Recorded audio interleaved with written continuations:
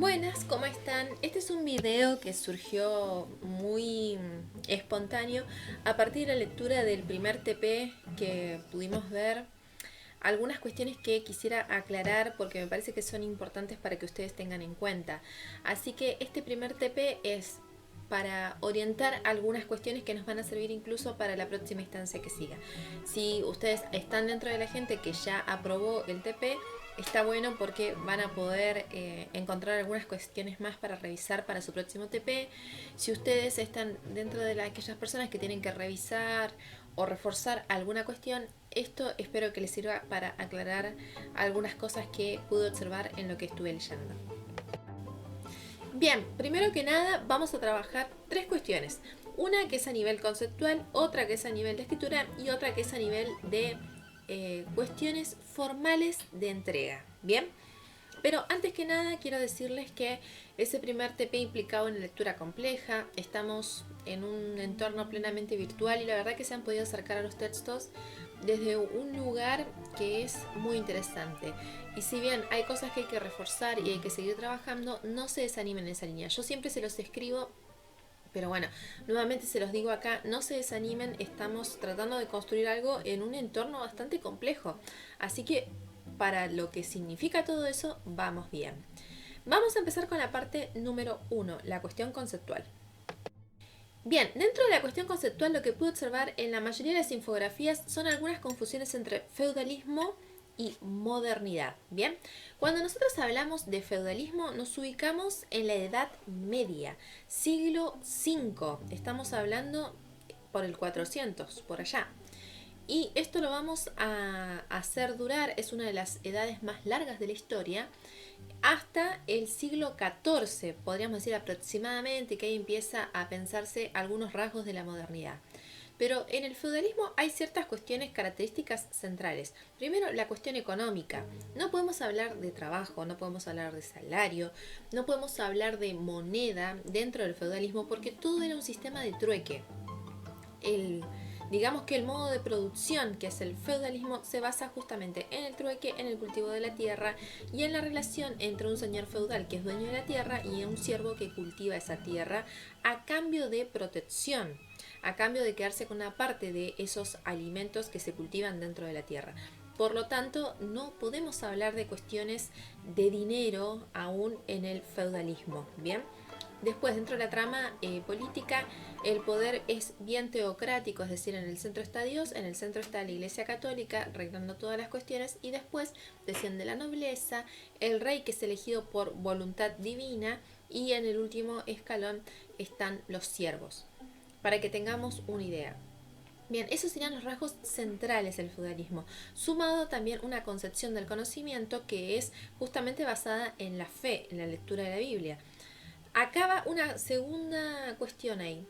Cuando ustedes ven el texto de Axel Rivas de la Revolución Religiosa, es en el siglo XVI. Digamos que es hacia fines de esa etapa del medioevo. Ahí podemos ver esa primera revolución de la cual habla Axel Rivas. Bien. La segunda revolución, cuando el Estado empieza a hacerse cargo de la educación, esa segunda revolución de trabaja Axel Rivas, lo podríamos identificar o comparar con el texto de Tiramonti. Bien. Bien, en el texto de Tiramontis ya vamos a hablar plenamente de modernidad, porque en la modernidad es donde surgen los sistemas educativos, la escuela que conocemos, la escuela del timbre, la escuela del guardapolvo blanco, la escuela donde vas y cantás el himno y izás la bandera, la escuela de la nacionalidad, de la escuela básicamente de la construcción del ciudadano y de la construcción o preparación de ese obrero. Bien, que son esas dos pilares que trabaja Tiramonti. Cuando nosotros hablamos de por qué nace la escuela, tiene esos dos sentidos, para construir ciudadanía y para educar al futuro trabajador.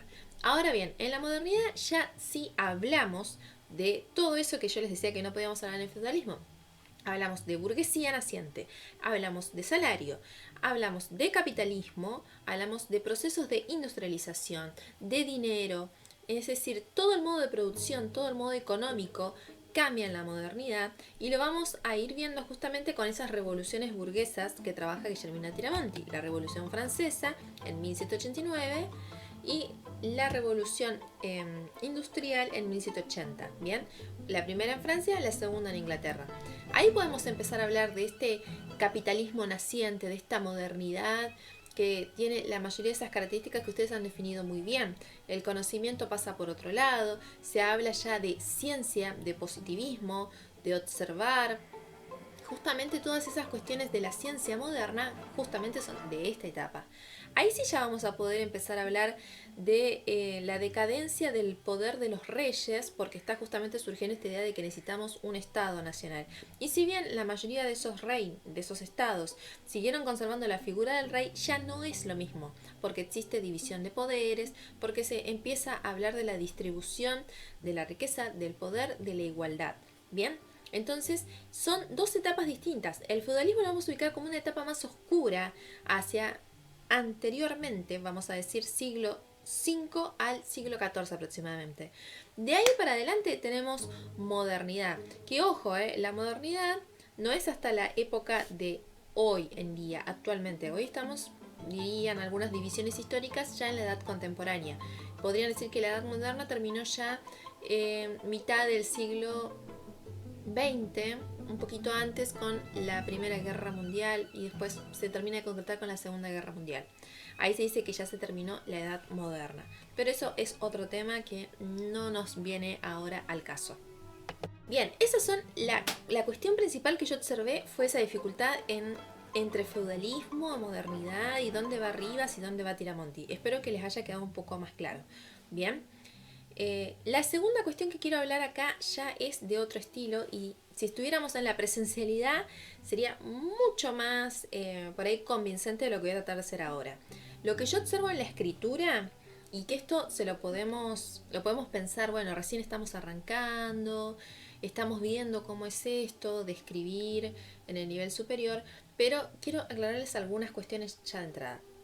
Cuando hablamos de una escritura de análisis, es preferible que ustedes puedan escribir algo que entiendan. Yo leería algunos párrafos de los trabajos, mucha gente se está riendo, y les preguntaría si ustedes entienden el significado de algunas cosas que han puesto, como por ejemplo la concepción filantrópica de la vida en la edad moderna. Si yo no puedo entender eso, ¿para qué lo pongo en el escrito? ¿Bien? Y acá esto va atado a que no es que vamos a hablar con un lenguaje súper coloquial, sino que la idea es que si vamos incorporando lenguaje, vamos incorporando cosas, palabras nuevas, tengo que saber el significado de eso. De nada me sirve que yo haga un texto de 4 carillas donde haya 20 párrafos en los cuales hay palabras muy bonitas, muy conceptuales, pero yo no las puedo procesar, porque ese no es el valor del trabajo práctico. La idea es que ustedes puedan hacer de eso una instancia de aprendizaje y necesito que lo que vayan escribiendo lo vayan comprendiendo. Si yo no lo puedo poner tal así, tal cual lo dice Rivas, busco la manera. Si no lo quiero poner tal cual lo dice Tiramonti, busco una manera. Y ahí yo también me puedo dar cuenta cómo ustedes van interpretando el texto.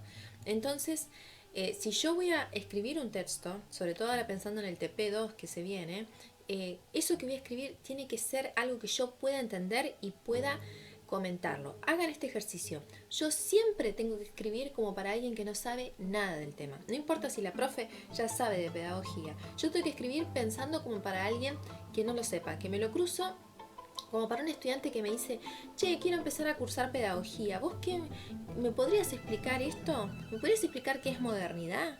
¿O por qué nació la escuela? Entonces, así piénsense a la hora de escribir, ¿bien? Prefiero un texto más simple a nivel de vocabulario a un texto súper complejo que sé que no lo están entendiendo. ¿Se entiende? Justamente prefiero que utilicen esas instancias como instancias de aprendizaje. Y la última cuestión, no menos importante que quiero decir, es que cuestiones formales de entrega, ¿bien?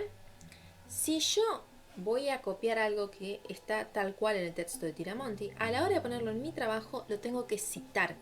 Para esto voy a hacer un video específico, porque decidí, después de ver algunas cosas, que es necesario que aprendamos juntos, juntas, a construir esos criterios de escritura, ¿bien? Lo tengo que citar, porque si no se considera plagio.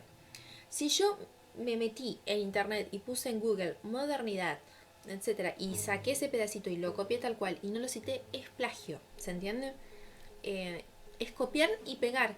Y si bien eso nos pudo haber servido en otra instancia, quizás en otro nivel educativo, escuela secundaria, ahora acá estamos apelando a otras cuestiones, ¿bien?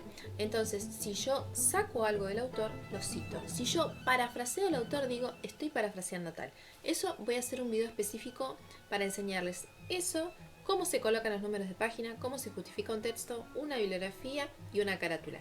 Porque ahí también lo vi en algunas cuestiones de texto. Prestemos atención también a la ortografía, a la gramática. Una vez que yo termino el texto de escribirlo, lo leo otra vez. Si tienen la posibilidad, dénselo a una persona para que lo lea y vea si se entiende. Reviso los errores de ortografía, reviso las cuestiones centrales de un texto. Es escritura académica. Y esto parece un reto, pero en realidad es una, digamos, es una forma que tenemos para poder hacer que nuestra escritura sea más clara, sea más justamente académica y también nos permita construir otras formas de lenguaje. Si ustedes quieren empezar a incorporar lenguaje, el lenguaje se incorpora hablándolo y escribiendo, justamente en este momento. Entonces es importante que tengamos en cuenta estas sugerencias que estoy dando, ¿bien?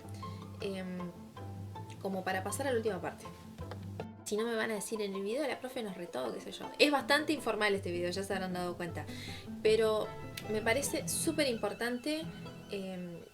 De nuestra comisión tenemos 37 personas que han entregado trabajo, es un número alto. Así que bueno, yo les animo a que podamos continuar. Ahora entramos en una fase en la cual van a ver que vamos a aumentar un poquito el nivel de dificultad a nivel conceptual. Entonces, para eso yo tengo que buscarme las mejores condiciones. Y sé que estamos atravesando una situación de pandemia, de un montón de cosas, pero busquemos los espacios. Si yo trabajo en grupo, repartamos bien la tarea. No es que organiza solamente uno solo, trabaja uno solo, pongo el nombre del otro. No, piensen esto como un proceso de formación. La docencia es un proceso de formación personal. Yo me estoy formando como docente. Entonces, yo tengo que poder acercarme a esas lecturas de la manera que podamos, ¿bien? Y bueno, hemos llegado hasta acá. No nos vamos a desanimar. Vamos por la unidad número 2. Ahora vamos a empezar esta semana.